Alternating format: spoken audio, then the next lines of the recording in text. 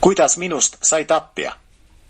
Blogis kirjutasin palju headusest ja hoolivusest, mida vanglakeskkonnas kogu seal oldud aja jooksul praktiliselt ei näinud.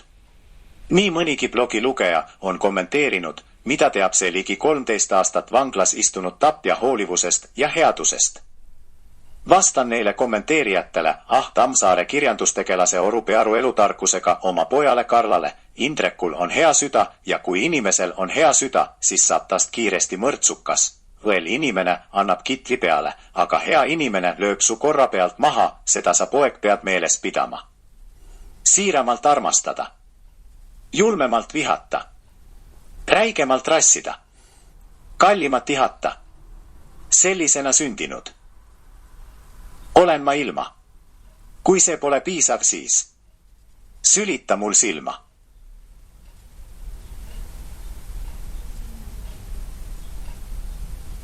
Olles vangistuses tutvunud paljude tapjate ja mõrtsukatega, nõustun Tammsaarega. Muidugi on siinsete tapjate seas ka tõelisi sadiste, inimvaenulikke psühhopaate, kuid paljud tapmise eest istujatest on tapmise sooritanud joobe või afektiseisundis ning mõni isegi kahetsenud. Tapjad on enamasti inimesed, kes võtavad elu väga tõsiselt ja elu vingerbussides tekkinud frustratsioon on neil mingil hetkel ületanud ratsionaalsuse ja tasakaalu piirid. Tunnen mitmeid, kes oma kuritegu väga raskelt üle elavad ja neidki, kes süütundest vanglas surnud on. Mulle meenub üks vana mees, kellelt petti välja tema elutööga välja teenitud korter ja kes hetke emotsioonist ajendatuna haaras laualt noa ning lõi läbirääkimiste lauas petturile lauana kõrri, vigastades arterit.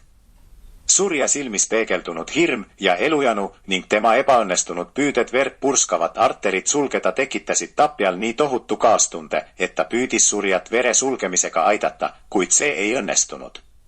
Pärast mõneaastast vangistust Murru vanglas suri ka see vana mees oma süümepiinadesse, tal tekkis närvipingest vähk. Toon veel ühe näite: korralik pereisa, Eesti patrioot, abipolitseinik, jahimees, tõeline maasool, kes maiseid rikkusi orjates oma laste ema armastuse vajaduse unustas ja viimaks naisevõõra mehega abieluvoodit rüvetamas leidis. Kuna relv oli kodus käepärast, siis äkkvihas tappis ta oma laste ema. Muidugi kahetseb ta oma tegu. Tema lapsed armastavad teda siiski kogu südamest, kuid justiitsmafia talle armu ei andnud. Mees viibis vangistuses 9 aastat. Selliseid näiteid on veelgi ja enamasti on sellistel juhtudel mängus ka ohvri provotseeriv käitumine. Seetõttu on tekkinud minus usk saatusesse, sest nii mõnigi tõbras oskab kohe nii ilusasti küsida ja jätab mulje, et ta sündiski siia ilma selleks, et anda oma eluga kellegi tapmise kogemus. Kas ühiskond ei peaks rohkem taunima kurja tegu, mitte aga inimest ennast? Mulle meenub millalgi televisioonis näidatud saade maailmasõja veteranidest. Otse-eetris meenutas sõjasündmusi ordenitest küürus naisveteran, kangelanna, kes pidas sõjas snaipri ametit ning tuhandeid vaenlastest isasid, poegi ja vendi igavesele unele suigutas. Tema sõnades väljendus uhkus ja rahvas õnnitles teda sooritatud tapatalgute nimel. Sõjas saab tapmisest mäng ja sport, kuid kes on siis kokkuvõttes suurem mõrvar, kas see nõrk inimene, kes oma hetke emotsiooni valitseda ei suutnud, või see, kes ideoloogia nimel tappes sellest uhkust tunneb? Täiesti tobe olukord, aga seni, kuni inimese olemuseks ei saa vägivallatu ideoloogia järgimine, olgu see siis Jeesuse kristlik usk selle algses tähenduses või Mahatma Gandhi valgustatud anarhia või mõni muu humanistlik maailmavaade, oleme kõik kiskjalikud tapjad.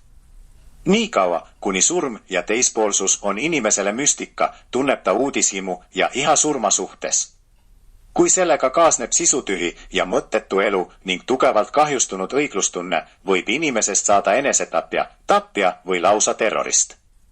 Väidan, et seni kunikas või üks inimene maailmas on võimeline sööma inimliha, on ka kannibalism meile loomupärane. Selles mõttes olen ka mina tapja, kuid see ei tähenda seda, et ma hoolivusest ja headusest midagi ei tea. Ei väsi parafraseerimast filosoofe, heaks saab kasvada vaid headust kogedes ja kurjus, see on vaid vaesunud headus. Minu imikuiga möödus praktiliselt minu ema kätel. Minu vanemad on mind alati armastanud ja isegi siis, kui mind tapmise süüdistusega vangistati, kirjutas ema mulle, pojake, mis ma nüüd siis tegema pean, ma ei saa ju oma näppu maha lõigata, valus on. Palju oleks vist tahta, et selline ühtsustunne saaks meie riigis valitsevaks, kuid igas perekonnas võiks midagi ligilähedast tunda iga pereliige. 13-aastase vangistuse lõpuaastatel sai paljudest vangidest minu pere ja ma tunnen iga kord pindu perses, kui justiitsmafia kedagi meist ründab. Minust loodud tapja kuvand on küll pisut nihukene, sest reaalne inimese tapmise kogemus mul tegelikult puudub. Ometigi, kuna mind on kogu vanglas oldud aja jooksul tapjaks peetud, olen seda kindlasti rohkem kui sina seal vabaduses, sest vaim loob vormi, kuigi minu hing on puhas sellest pattust.